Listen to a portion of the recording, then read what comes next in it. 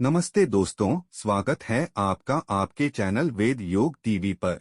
आज मैं आपको एक ऐसी कहानी सुनाने जा रहा हूँ जो 29 मार्च को होने वाले ग्रहण से जुड़ी है। ये कहानी सिर्फ मनोरंजन के लिए नहीं है, बल्कि इसमें छुपे हैं 5 ऐसे उपाय जो आपके हर संकट को दूर कर सकते हैं। तो वीडियो को लाइक करें और हमारे चैनल को सब्सक्राइब करके बेल आइकन जरूर दबा दे। चलिए शुरू करते हैं। ये बात है कई साल पहले की, एक छोटे से गांव की। वहाँ रहता था रमेश, एक मेहनती और सीधा साधा इंसान। रमेश की जिंदगी ठीक ठाक चल रही थी। उसकी छोटी सी दुकान थी, पत्नी और 2 बच्चे थे और एक पुराना सा मकान। लेकिन पिछले कुछ महीनों से उसके साथ कुछ अजीब हो रहा था। दुकान में ग्राहक कम आने लगे, बच्चे बीमार पड़ने लगे और घर में छोटी छोटी बातों पर झगड़े होने लगे। रमेश परेशान था, समझ नहीं पा रहा था कि आखिर माजरा क्या है। एक दिन गांव के पंडित जी से उसकी मुलाकात हुई। पंडित जी ने उसकी आंखों में देखा और कहा, रमेश, 29 मार्च को ग्रहण आने वाला है।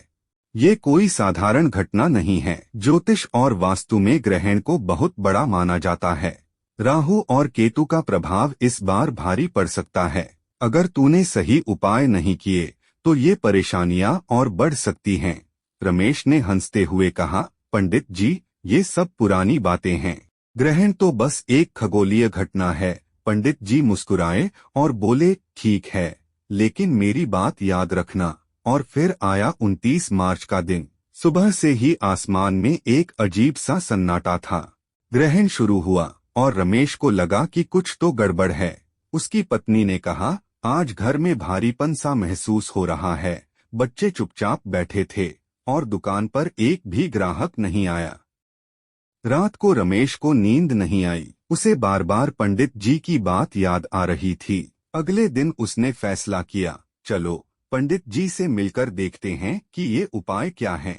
पंडित जी ने उसे बुलाया और 5 उपाय बताए। रमेश ने सोचा, ट्राई करने में क्या हर्ज है, और उसने एक एक करके वो उपाय शुरू किए। अब सुनिए क्या हुआ आगे और ये उपाय क्या थे। पहला उपाय था नमक का जादू।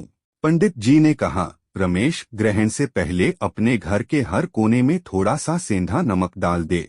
ये नकारात्मक ऊर्जा को सोख लेता है। रमेश ने ऐसा ही किया। उसने अपने घर के दरवाजे, खिड़कियों और रसोई में भी नमक छिड़क दिया। ग्रहण के बाद उसने उसे झाड़ू से साफ किया और आपको यकीन नहीं होगा, उस रात उसे ऐसा लगा जैसे कोई पुराना बोझ हट गया हो। उसकी पत्नी ने भी कहा, आज घर में हल्कापन सा लग रहा है। दूसरा उपाय था तुलसी का रक्षा कवच। पंडित जी बोले, घर में तुलसी का पौधा रख और ग्रहण के दौरान इसके पास एक छोटा सा दीपक जला। रमेश ने पास के मंदिर से तुलसी का पौधा लिया और उसे घर के आंगन में रखा। उसने एक देसी घी का दीपक जलाया और ग्रहण के दौरान उसे देखता रहा। उस रात उसे नींद इतनी गहरी आई कि सुबह उठते ही ताजगी महसूस हुई। उसे लगा कि राहु केतु का डर सच में कम हो गया।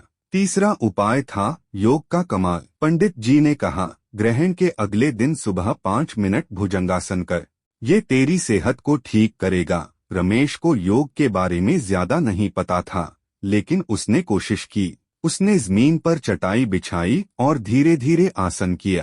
पहले तो कमर में थोड़ा दर्द हुआ, लेकिन 5 मिनट बाद उसे अपनी रीढ़ में नई ताकत महसूस हुई। उसकी थकान गायब हो गई। चौथा उपाय था दान का नियम। ग्रहण खत्म होने के बाद पंडित जी ने कहा, काले तिल और गुड़ का दान कर, ये तेरी कुंडली के दोष को कम करेगा। रमेश ने अगले दिन पास के मंदिर में जाकर ये दान किया। उसने एक गरीब बच्चे को गुड़ भी खिलाया और धीरे धीरे उसकी दुकान पर ग्राहक फिर से आने लगे। पैसों की तंगी कम होने लगी। और 5वां उपाय था मंत्र का प्रभाव। पंडित जी ने कहा, ग्रहण के दौरान नमः शिवाय का 108 बार जाप कर, साथ में एक गिलास पानी रख और बाद में उसे पी ले। रमेश ने माला उठाई और जाप शुरू किया। उसे पहले थोड़ा अजीब लगा, लेकिन धीरे धीरे उसका मन शांत होने लगा। जाप खत्म होने के बाद उसने वो पानी पिया और उसे लगा जैसे उसकी सारी चिंताएं कहीं गायब हो गईं। तो दोस्तों, रमेश ने ये 5 उपाय आजमाए। कुछ ही दिनों में उसकी जिंदगी पटरी पर लौट आई। दुकान चलने लगी, बच्चे हंसने खेलने लगे और घर में शांति छा गई। उसने पंडित जी को धन्यवाद दिया और कहा, आपने मेरी आंखें खोल दी। अब सोचिए, अगर रमेश जैसे साधारण इंसान की जिंदगी बदल सकती है तो आपकी क्यों नहीं। 29 मार्च का ग्रहण आपके लिए भी एक नई शुरुआत हो सकता है। अब सवाल ये है दोस्तों, रमेश ने जो 5 उपाय किए उनमें से आप कौन सा पहले आजमाएंगे? क्या नमक का जादू या तुलसी का रक्षा कवच? कमेंट में जरूर बताएं।